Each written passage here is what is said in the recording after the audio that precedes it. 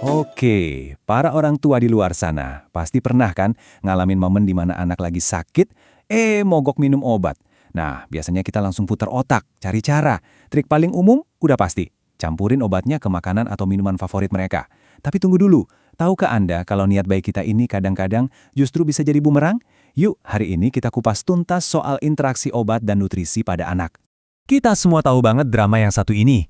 Si kecil lagi nggak enak badan. Giliran waktu minum obat, wah mulut langsung dikunci rapet. Ada yang nangis, bahkan ada yang udah berhasil masuk, malah dilepehin lagi. Ini benar-benar perjuangan nyata yang dialami hampir semua orang tua. Nah, karena itulah, kita jadi super kreatif kan? Puyer yang pahitnya minta ampun dicampur ke pisang lumat. Atau obat sirup dituang ke dalam jus kesukaan anak. Rasanya kayak, solusi jenius. Iya kan? Tapi, disinilah kita perlu hati-hati. Niat baik kita buat nolongin anak itu ternyata bisa jadi bumerang. Tanpa kita sadari, mencampur obat dengan makanan atau minuman tertentu itu bisa mengubah total cara kerja obat di dalam tubuh si kecil. Oke, sekarang pertanyaannya, kenapa sih anak-anak yang lebih rentan? Gini, coba deh bayangin. Bedakan sama kita orang dewasa yang bisa langsung telan pil utuh. Obat untuk anak itu seringkali harus dimodifikasi. Tabletnya digerus sampai jadi puyer, kapsulnya dibuka, atau ya itu tadi, dosisnya dicampur ke makanan. Nah, justru tindakan-tindakan inilah yang malah membuka pintu buat interaksi yang nggak kita inginkan. Sekarang, kita masuk ke inti masalahnya. Gimana ceritanya makanan yang kita tahu sehat malah bisa jadi lawan dan mengganggu kerja obat yang seharusnya menyembuhkan anak kita. Ini penting banget untuk dipahami. Gampangnya begini, interaksi obat nutrisi itu terjadi pas makanan, minuman, atau suplemen yang dikonsumsi mengubah efek obat. Nah, perubahannya ini bisa dua arah. Bisa bikin obat jadi lebih lemah, jadi ya nggak ngefek, atau sebaliknya, malah bikin obatnya jadi terlalu kuat yang risikonya bisa menimbulkan efek samping berbahaya. Biar makin kebayang, kita pakai satu contoh nyata deh yang mekanismenya umum banget terjadi. Kita bahas soal efek pH atau gampangnya tingkat keasaman. Coba kita ambil contoh spesifik ya. Ada beberapa obat, misalnya omeprazol untuk masalah lambung yang punya lapisan pelindung khusus. Anggap aja lapisan ini kayak jas hujannya si obat, tugasnya melindungi dari asam lambung yang super kuat. Nah, apa yang terjadi kalau kita gerus tablet ini? Ya, jas hujannya jadi rusak. Akibatnya obatnya langsung luluh lantak kena asam lambung dan nggak pernah sampai ke usus tempat seharusnya dia bekerja. Efeknya bisa hilang total, sia-sia. Contoh barusan itu nunjukin betapa bahayanya mengubah bentuk obat sembarangan. Padahal kita tahu banget ya kan, rasa obat yang pahit itu seringkali jadi alasan utama kita melakukan itu. Dan solusi paling gampang, ya campur makanan. Tapi disitulah letak risikonya. Oke, soal makanan udah jelas ya. Sekarang kita geser sedikit ke area lain yang sering banget kita anggap aman, yaitu produk-produk kesehatan alami. Nah, di sini juga kita perlu waspada loh. Jadi yang dimaksud produk kesehatan alami atau NHP itu bukan cuma jamu ya. Ini istilah payung yang luas banget.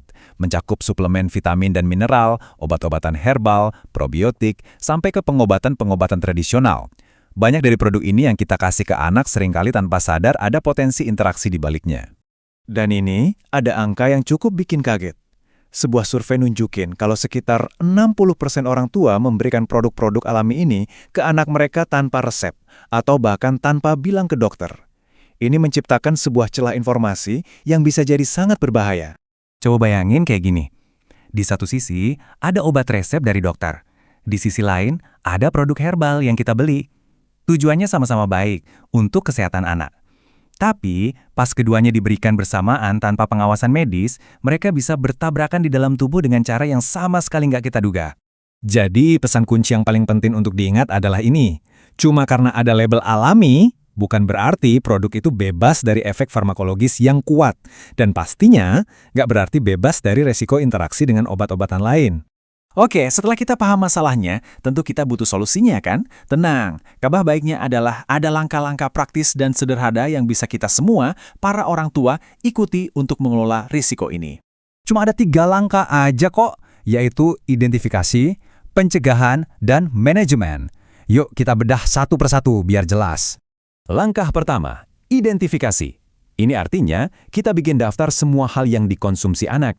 Bukan cuma obat resep ya, tapi juga obat warung kayak penurun demam, suplemen vitamin, madu herbal, pokoknya apapun itu. Kenapa? Karena informasi sekecil apapun bisa jadi kunci penting buat dokter dan apoteker untuk mencegah terjadinya interaksi berbahaya. Berikutnya, langkah kedua, pencegahan. Ini sifatnya proaktif. Setiap kali anak dapat obat baru, jangan ragu bertanya cara pemberian yang paling benar. Dan ada satu tips yang bagus banget nih. Usahakan untuk menebus semua resep anak di satu apotek langganan. Soalnya, apoteker di sana bakal punya riwayat lengkap pengobatan anak dan bisa lebih mudah mendeteksi kalau ada potensi interaksi. Dan yang terakhir, langkah ketiga, manajemen. Kalaupun ternyata ditemukan ada potensi interaksi, nggak perlu panik. Solusinya banyak banget. Kadang, dokter atau apoteker cuma menyarankan untuk mengubah jadwal minum obat. Misalnya dikasih jeda 1 atau 2 jam dari waktu makan atau minum susu. Atau, bisa juga mereka merekomendasikan obat alternatif lain yang lebih aman. Jadi intinya begini, tujuan dari semua pembahasan ini sama sekali bukan untuk menakut-nakuti kita dalam memberikan obat atau makanan. Justru sebaliknya, tujuannya adalah untuk memberdayakan kita sebagai orang tua dengan pengetahuan yang cukup supaya kita bisa mengambil keputusan yang lebih cerdas dan lebih aman untuk buah hati kita. Ingat ya, kita nggak sendirian dalam hal ini. Kita sebagai orang tua, dokter, dan apoteker adalah satu tim. Kita semua bekerja sama untuk satu tujuan, memastikan kesehatan dan keselamatan anak. Jadi, komunikasi yang terbuka itu kuncinya.